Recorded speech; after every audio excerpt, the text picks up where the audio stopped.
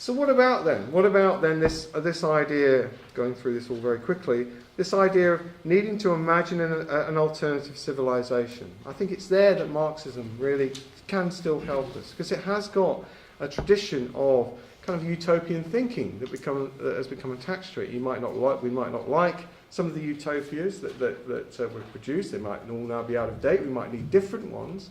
But if you think about, say, somebody who nobody wants to talk about, William Morris, okay, News from Nowhere. Okay, this might be a text worth kind of reading still, possibly. And also because Marxism helps us to think about human needs. And that is a much more complicated word than maybe most people are aware. I went to a talk by an economist recently, kept talking about the market economy needing to meet human needs. And I said to him, well, what are they? What human needs? He meant keeping everything the same. He meant, making sure that people have got what it is that they want. That's not human needs. In a way, what Marxism does, I think, is it invites us to ask more kind of poetic ideas about what really do we mean by human needs. What are they? What would they look like? They're historically, Marxism wants to say they're historically contingent. They're shaped by the particular sort of society we live in. So they're not fixed at all. So we maybe need to think about a world beyond capitalism that worries about productivism, which worries about the effect that's going to have on planetary society. What would happen to social life in a world of endless consumerism and so on and so forth? Maybe we need to think about redistribution wealth. Maybe we need to think about localizing production, reducing consumer demand, dealing with waste, policies about reuse and recycling, and so on. Raymond Williams has this very nice phrase, which I've often returned to over the years, that when we're thinking about consumerism, he has this nice phrase called, we're not materialist enough. We often hear that we're too materialistic. We know we're not enough. We don't think about the effects that our economy and so on and so forth has upon the short lives of many of the goods that are produced. Oh, right, okay, God.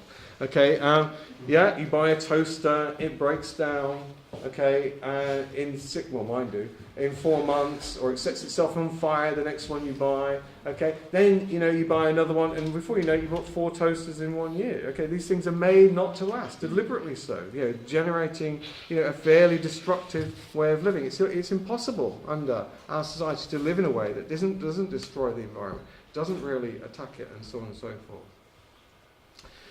However, the weakness of the anti-capitalist movement and the writing that's kind of come out of that, the weakness of it is it's mainly a kind of avant-garde, I think, at the moment. It's there, it's very small, but, really, if you wanted to think about anti-capitalism, you would need a kind of renewed labour movement. Raymond Williams, again, talked about the decline of the labour movement, not just as a structural force, as being opposed to capital, but there's also something that was very important as a kind of educational, pedagogic force, and that's that my own life history is caught up into that. The first kind of labour politics that I came across as a young trade unionist came out of the labour movement, and yet we know across the world the labour movement is disappearing, it's evaporating.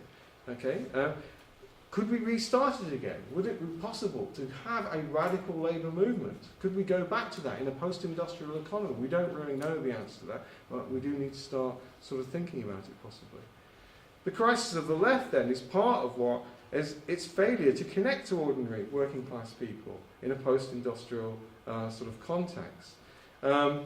Somebody's done an ethnography on the EDL. I was reading several of these recently, where people they don't know they've never heard of a union. They don't know what the Labour Party is meant to be for. Okay, why was it founded? It's just another party like any other, because it doesn't really criticise capitalism, or if it does, we never really kind of get to hear about it. Jeremy Corbyn keeps saying he is saying critical things, but I never hear about any of this sort of stuff. So it might, if then we're going to have some sort of thinking about these sorts of things, then an anti-capitalist movement and a renewed labour movement would need to kind of interconnect in some sort of way. Is that possible? I'm not sure. At the moment, the dominant capitalist technological consumer society, its own destruction, remember Marx talked about the seeds of its own destruction being the working class. Well, it's much more likely at the moment to dissolve because of the collapse of the ecological system than it is by sustained opposition to it. I'm not very optimistic about about these things at the moment. Most people are not interested in experimental ideas when it comes to the economy and thinking about how differently we might live and so on and so forth. Much more likely, over the next few years, we'd like to see an intensification of neoliberalism. That's much more likely the project that we are than any kind of renewing of the labour movement, of anti-capitalism becoming a more kind of mainstream sort of concern. That's where we are sort of right now. If we began to talk about Marx and Marxism, however, I think maybe some of these things could start to come back. Maybe we could start asking questions.